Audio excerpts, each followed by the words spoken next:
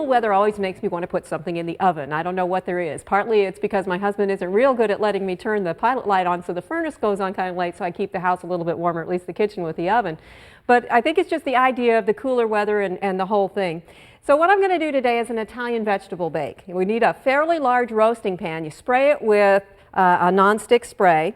It doesn't have to be flat on the bottom. The one you use in the regular oven will be fine. And then you need, somewhere about a 28-ounce can or about 3 cups of diced tomatoes. Now, these can be whole tomatoes. You do not have to strain them. In fact, you want the juice in here because we're going to use that as well. So put that in your roasting pan and then add to it several ingredients that you either will have left at the end of the garden season or that you should have in your freezer. What I've got here to start with is about 2 cups of green beans that you've sliced. Now these are fresh, but it works equally well with about 2 cups of frozen green beans. I also have a small to medium onion that we've peeled and just sliced. We're just going to throw that in here as well, kind of spread them out. We don't really have to stir this later on, just kind of spread them out as you go. Also to this, I've got 2 cups of frozen okra that's been sliced out of your garden and put into the freezer. And this is going to give you that nice mucilaginous feel to this too and help thicken it up in the oven as well as you're going to lose some of the juices due to evaporation. I've also got about 3/4 of a cup of fairly well chopped up green pepper.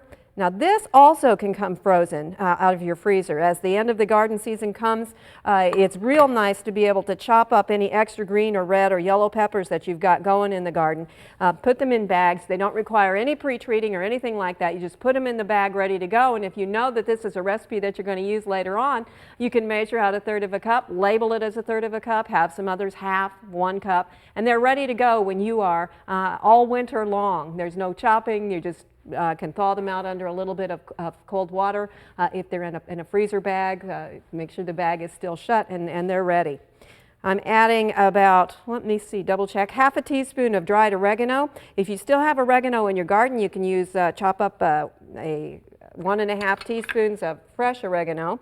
The same with basil. I've got a teaspoon of dried crumbled basil, but if you have fresh, you could use a tablespoon of fresh basil. So those are 2 traditional flavorings that we associate with Italian foods. And the last thing I'm going to add to this is 2 tablespoons of fresh lemon juice. Now this you do need to use fresh, although again if you have a lot of available lemons, if they're on sale, you can go ahead and squeeze them and put those in small containers. It works real well to put them in an ice cube tray and freeze them that way.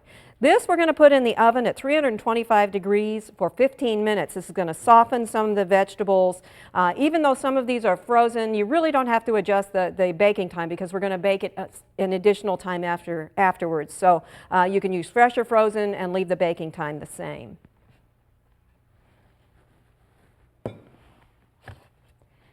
This is what it looks like after the first 15 minutes. You can see that things have softened up a little bit.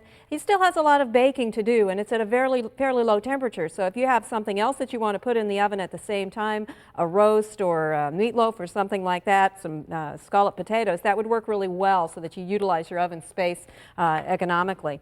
The other thing we're going to put in here is 1 medium or a couple of small zucchini that you've cut up into fairly big chunks. They should be about 1 inch because these are going to be in the oven for another hour after we put them back in.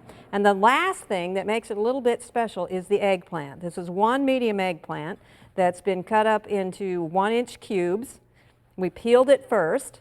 If you wanted to, you could leave the peel on, but the peel after baking this long does tend to get a little bit tough. So I think that you'll probably be a little bit happier if you go ahead and do peel it off. A reason that if it's one that you've purchased at the market, you may want to peel it if you don't like wax on things. Waxes are edible, and the amount that's on produce is very, very thin. They're also from vegetable sources, so that if you were vegetarian and you were concerned, or if you're following a kosher diet, the waxes are safe to eat. They're digestible, not really digestible, I guess they're indigestible because they actually go right through you rather than actually being absorbed by your body anywhere along the line. This is now going to go back into the oven for 60 minutes, as I said, still at 325, and then it'll be ready. We actually have one that's done ahead of time, so I'm going to set this one over here. and pull up this one that we finished. You can see what happens after that first hour. Things get nice and toasty around the edges. And the last thing I'm going to do is sprinkle on a little bit of Parmesan cheese. We've got about 2 tablespoons of grated Parmesan cheese, and this is just going to add a little bit of extra flavor. If you do this while it's still nice and hot, it'll get a little bit melty. But this actually tastes pretty good when it starts to cool down, gets down at room temperature as well. You notice that most of the liquid has evaporated, and so you're going to be left with these great vegetable flavors. It's not really a roasted vegetable flavor because you do have the juice in there, but it's a great mix and a great blend and something really wonderful to do on cool fall, winter, and winter evenings. But remember, Italian vegetable bake for Oklahoma gardening. This is Barbara Brown.